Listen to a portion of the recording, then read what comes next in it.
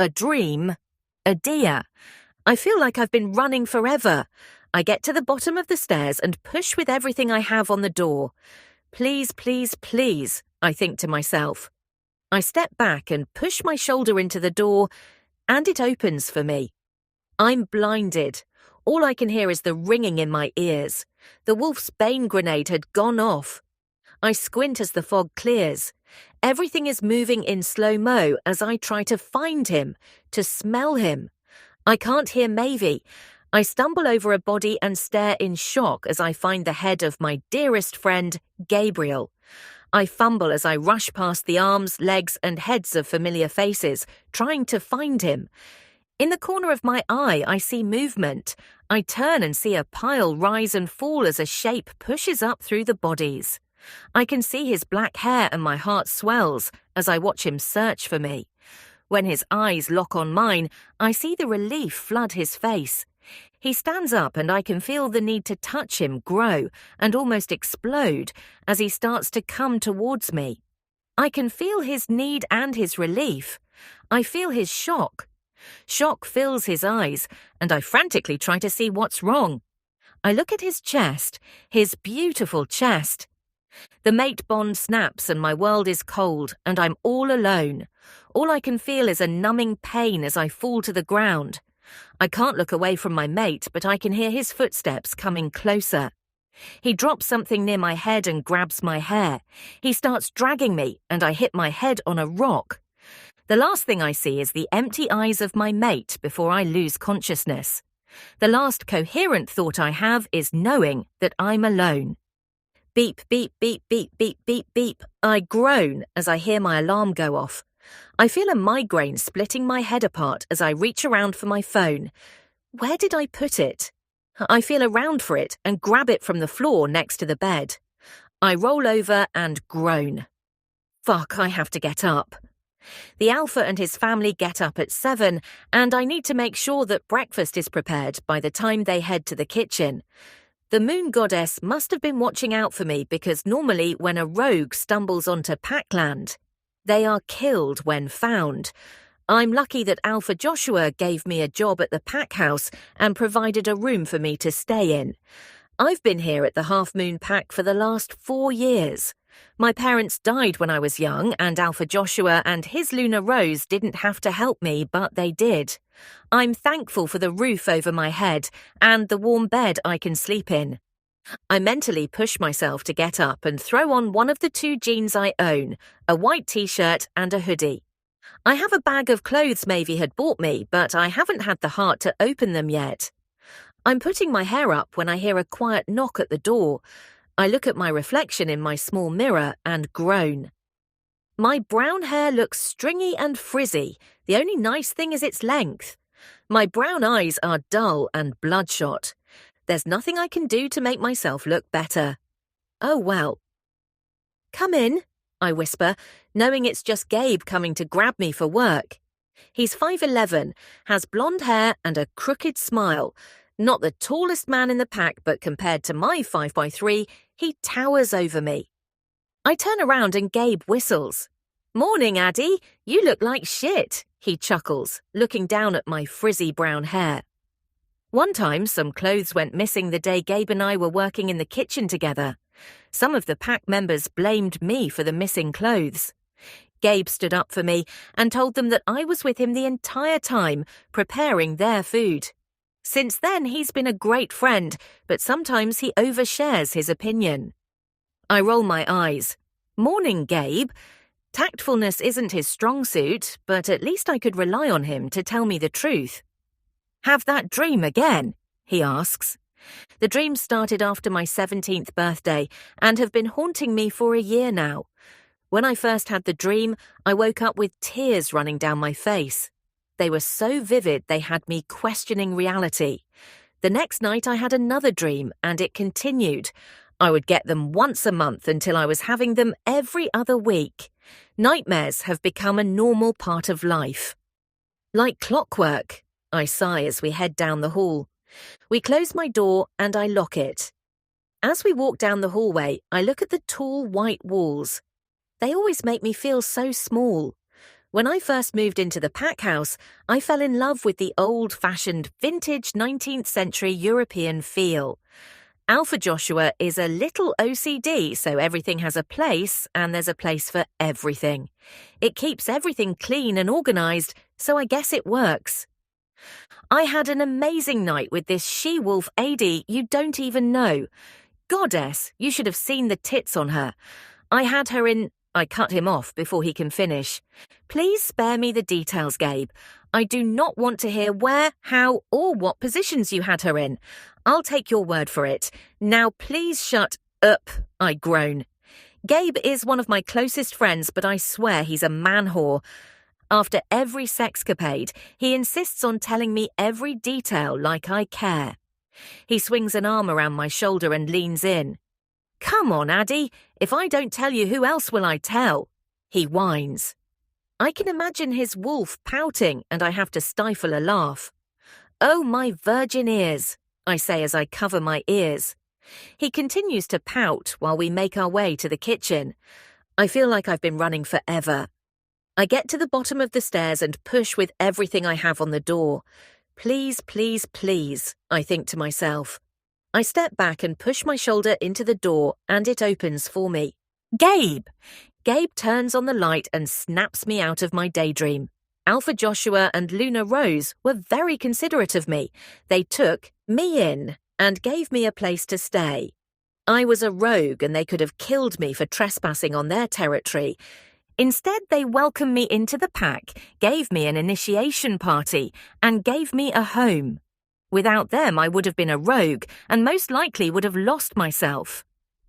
After I recovered, I started working in the Half Moon pack house, where the Alpha, his Beta, Gamma and their spouses stayed. I've been here ever since. We enter the kitchen and it's wide and open. There's a long wooden table with black leather chairs. The kitchen sink and marble countertops are on the right. Instead of pantries, there are long wooden shelves on the wall that hold the plates, bowls and cups. I put on some music while Gabe and I start making breakfast. Later, Gabe will make lunch while I go to school. We see each other again for dinner and we work as a team to make the food. Music makes the work go faster. I enjoy my early routine with Gabe. As we're setting the table, Mavy comes running in and wraps her arms around my waist. Good morning, Adea. Thanks for breakfast. She kisses me and takes a seat. No problem, Maeve. I made your favourite, I sing. She giggles as I grab her a plate. How'd you sleep? She sighs. When I got home last night, I was so tired I slept like a log. Alpha Joshua and Luna Rose had twins, which are rare for werewolves. Mavy and Shane are polar opposites. The top of Mavy's head lines up with my chest, while Shane towers over me at 6 feet, and they both have black wavy hair. Mavy has grey eyes, while Shane has brown eyes like Luna Rose. Shane walks in and stares at me, smirks and sits down. Gabe elbows me, reminding me to get their trifecta breakfast onto their plates. Today we went for a simple breakfast. I fill their plates with scrambled eggs, buttered toast and bacon, and excuse myself as Alpha and Luna walk through the door. Alpha Joshua looks exactly the same, and Luna Rose hasn't aged a day. Alpha is tall like Shane and has black wavy hair and grey eyes, while Luna Rose has pencil straight brown hair and brown eyes. You don't need to leave, Adea. You're more than welcome to sit with us for breakfast. Alpha smiles at me. I can't leave now, so I grab a plate and Gabe fills my plate with scrambled eggs, crispy bacon and buttered toast, and smiles. I swat his arm and take a seat in between Shane and Mavy. Shane eats his food quietly while Mavy turns to me. Trent is coming over before school if you want to hitch a ride with us, Adea. My mouth is full, and before I can chew my toast, I swallow my toast, making my eyes water. It's okay, Mavy. I've got to get some stuff done before school, but you can go ahead. Trent and Mavy aren't dating, but his feelings were obvious. I did not want to be the third wheel and have Trent give me the stink eye the whole way to school. Oh, okay, Adea. She smiles, looking a little sad. Turning back to her plate, she picks at her food. Shane scoffs. What have you got to do, Addie? Scrub the toilets. Alpha Joshua glares at Shane. Shane, he warns. Shane tilts his head and stares at his dad. Yes, Alpha? He asks with a smirk on his face. His eyes have started glowing. Mavy reaches over me and slaps Shane's shoulder. Shane, don't be such an ass. She's not a slave. She sits down and looks at me. I'm sorry, Adea. Excuse my idiot brother. She rolls her eyes and checks her phone. Shane reaches over and touches my lower back. I sit straight up as chills crawl up my back. Shane looks down at his plate. You know I'm just joking around, don't you, Adie? He lifts his head and turns to look at me. Gabe stops and stares at us. Yeah, I knew you were joking, I tell the table. His hand slides lower on my back. Shane's sense of humour is oh so funny. Daddy, have you guys decided where the Crescent Ball is going to be this year? Mavy asks. We have a meeting this afternoon to vote on where the ball is going to be. Alpha tells her. Out of all the packs, it comes down to the Silver Pack and the Desert Moon Pack. Where will our vote go, Josh? Luna asks Alpha Joshua. We know that the Silver Pack isn't well off, so it might be a burden financially for them if we vote to have them host the Crescent Ball. But if we don't have the ball at the Desert Moon Pack, then we only have one other choice, he says, lost in thought. Wouldn't the best choice be the Desert Moon Pack then? Mavy asks. Is the Desert Moon a safe place to visit? Luna asks. It's safe, we just don't have an alliance with their new Alpha. Alpha Joshua says. Desert Moon would be the better of the two because they can afford to throw the ball, and it could be a good opportunity for our packs to get to know each other. We'd have a chance to talk about an alliance. Mavy squeals, Adea, maybe we can find our mates at the Crescent Ball if it's held at the Desert Moon Pack. I internally groan as I look at my best friend. Visiting other packs raises the chances of finding your goddess-chosen mate. Me? You mean we can find our mates at Crescent Moon this year? She elbows me and gives me the side eye. Her eyes are telling me I'm not going to escape this year. Daddy, can Adea and I go shopping this weekend for dresses, please? She asks with doe eyes. Alpha looks at us with a thoughtful expression, and before I can tell them there's no need, he says, That sounds like a good idea. Nothing inappropriate, Mavy, you hear me? Yes, thank you, Daddy. Ding, ding, ding. Trent's here, gotta go. She stands up and gives her dad a kiss and her mum a hug. Adea, we have plans tomorrow night. I'll see you at school. She glares at Shane as she runs out of the kitchen. I stand up and grab all of the dishes and put them into the sink. Gabe cleans up after breakfast so I can get ready for school. See you later, Alpha Joshua and Luna. I'll see you guys after school. See you after school, they smile. See you, Edie, Shane calls after me. I don't know what is going on with Shane, but he's been slowly getting more and more aggressive towards me. Thankfully, pack slaves were banned here at Half Moon. Shivers run up my back as I remember his fingers on my lower back. I grab my bag and run out the back door. My favourite time of the day is my morning run before school. I haven't heard my wolf yet, but I think she's going to show up soon. My sense of smell is heightened, and I love the smell of the woods in the back of the pack house. I pull my hair out of my bun as I run. I keep running until I get to the clearing where the grass meets the small creek. I take a deep breath and enjoy the smell of the woods. This creek is my safe haven. I take off my backpack and lay down on the grass. The sounds of the grass swaying in the wind, the sunlight peeking through the woods a mix of orange, blue and yellow.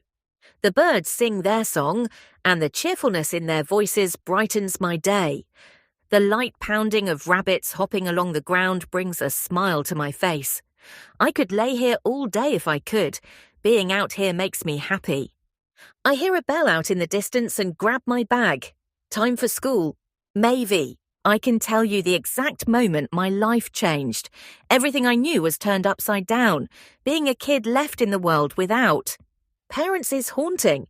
It all started the day after I turned 13 and my little sister Ava was 8. My father was the alpha of the Ice Moon Pack, and my mother, his Luna. The Ice Moon Pack wasn't the largest pack, but when my dad was the alpha, we had 400 pack members. One day, my father was challenged and he had no choice but to accept. I remember how worried my mum was. The wolf that challenged my father was Davian Stockholm. He wasn't from our pack, but he was massive in size, even before he transformed. His dark hair fell to his shoulders and his body was muscular. He lunged at my dad, but one thing my dad had on him was speed. My dad ducked and punched him in the stomach. Yes! I fist-pumped the air. Ava copied me while screaming, "Go, Daddy!" Davian grabbed his stomach and his head came down, and my dad uppercut him in the face. There was a crunch as Davian's nose broke and blood gushed out. "Ew, Mum," I said in disgust. I looked at my mum to see her worried expression. "Don't worry, Mum, Daddy can't lose," I reassured her. She smiled, but her eyes never left my dad. Davian fell to the ground and put his hand on the ground. My dad looked up and saw me staring at him. He smiled and winked at me and Ava. I smiled back and my mum let out a scream. I looked up at her and then looked back at my dad. Davian had lunged at my dad and had pinned him to the ground. My dad struggled against his hold but couldn't break through it. Davian cocked an arm back and punched my dad in the face, over and over again. I stared in shock as my dad's face became unrecognizable. I screamed, Stop it, please!" Ava was crying hysterically. Davian stopped and turned to me and my mother. He looked down at my dad and said, "Give me the title, and I will spare you and your family." My dad's eyes were covered with blood as he said, "I, Edward Biscoff, step down as Alpha from the Ice Moon Pack and declare Davian Stockholm as the new Alpha. In exchange, Davian Stockholm has promised my family and I our lives." After that day, my parents and I were cast out from our pack. We were declared rogues. I'd never lived anywhere but with the pack, and the same could be said for my parents. My father didn't know how the human world worked, but he grew up building the pack up along with his father. He was determined to save us from going rabid, so he decided to move us to a human city where they both could try to get jobs. It wasn't easy, but with what we were able to salvage, they bought a small house. We had a roof over our head and they both searched for jobs and put me and Ava into human school. It was hard for all four of us to adapt. We weren't used to the eerie silence now that we weren't a part of the pack. We couldn't even link each other.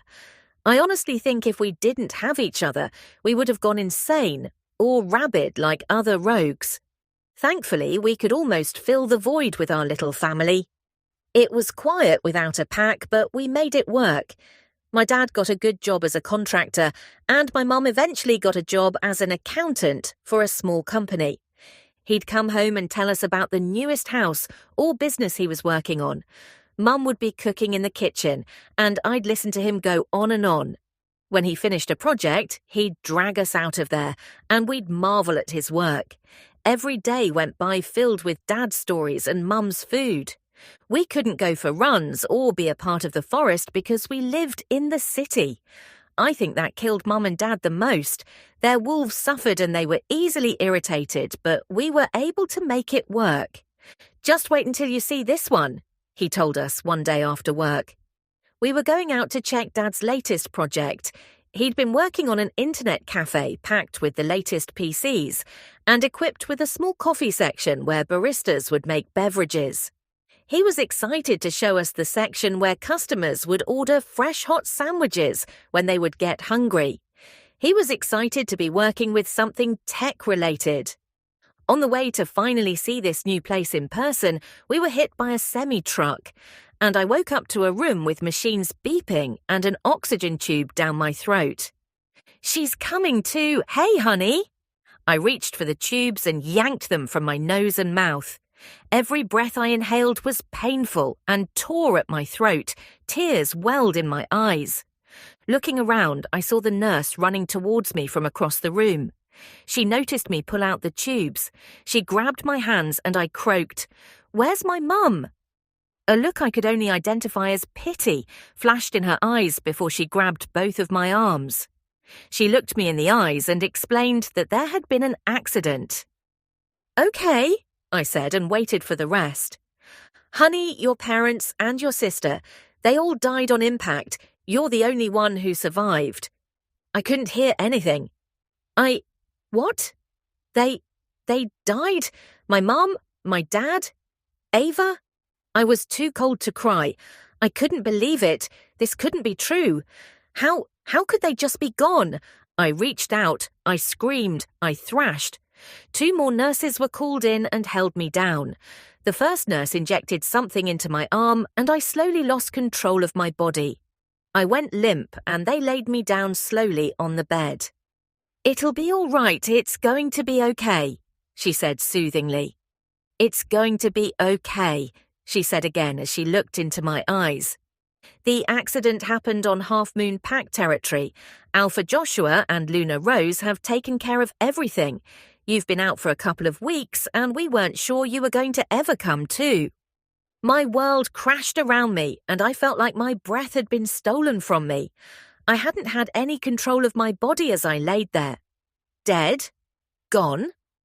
The nurses left me, and a few hours later, when whatever they gave me wore off, she came back again. "What am I going to do now?" I whispered when I saw her. "Oh, honey, Alpha Joshua has informed us that you are to be cared for as a pack member. Don't you worry yourself.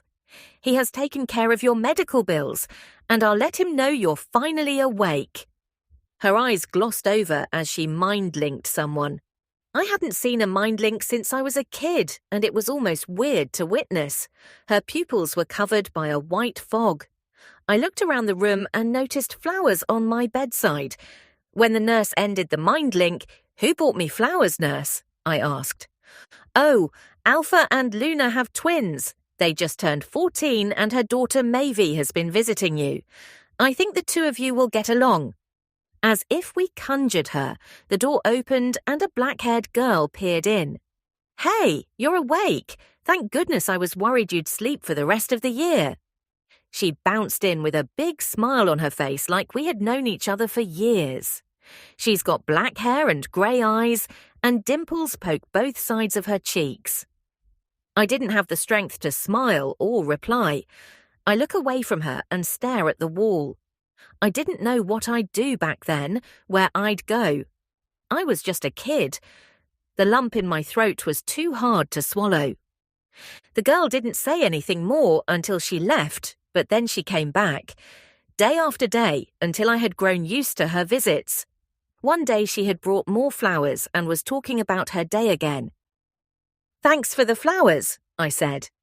She looked around the room, not knowing who was talking. She turned back to me. "Was that you?" I nodded. "Oh my gosh, so you can talk. I'm glad you like them. I wanted to bring something to brighten your room up. Shane helped pick them out. He's my brother." She smiled. "So Mum and Dad say you'll be staying at the pack house with us. I'm so excited to show you around. You'll most likely be going to school with us too." Mavy and I sat and she talked for the rest of the afternoon, where she filled me in on herself. This time, I listened. She told me she was in the 8th grade and will be going to Trenton High next year. The Half Moon Pack had been peaceful and had alliances with most of the surrounding packs. She told me about the pack house and how big it is, but warned about her dad's OCD. "Fair warning, everything has to be perfect 100% of the time. My room is my own, but the pack house doesn't have a speck of dust. The other pack members are okay. When we initiate you into the pack, you'll be able to talk to everyone. Was it hard being a rogue?" she asked. I thought of my parents and felt sad again. I thought I would cry, but nothing came out. "No." She stared at me and decided it's better to move on. "Did you like anyone where you came from?" "No, we stayed to ourselves. I didn't have time to think about boys," I told her. "Well, I've been friends with Trent. He's my next-door neighbour since we were in diapers. He's my dad's beta son, and puberty has treated him well. She blushed. He's just a friend, but he's pretty, like prettier than me. We grew up making mud pies together. He's obviously just a friend, she said super fast. I smiled at her and nodded. I made a note to myself, Trent is off limits. She smiled and grabbed my hand. I know that you're not in a good place right now, but just know that I've got your back. Her words made tears come to my eyes, and I smiled and nodded. I felt a little better knowing I'm not completely alone in the world.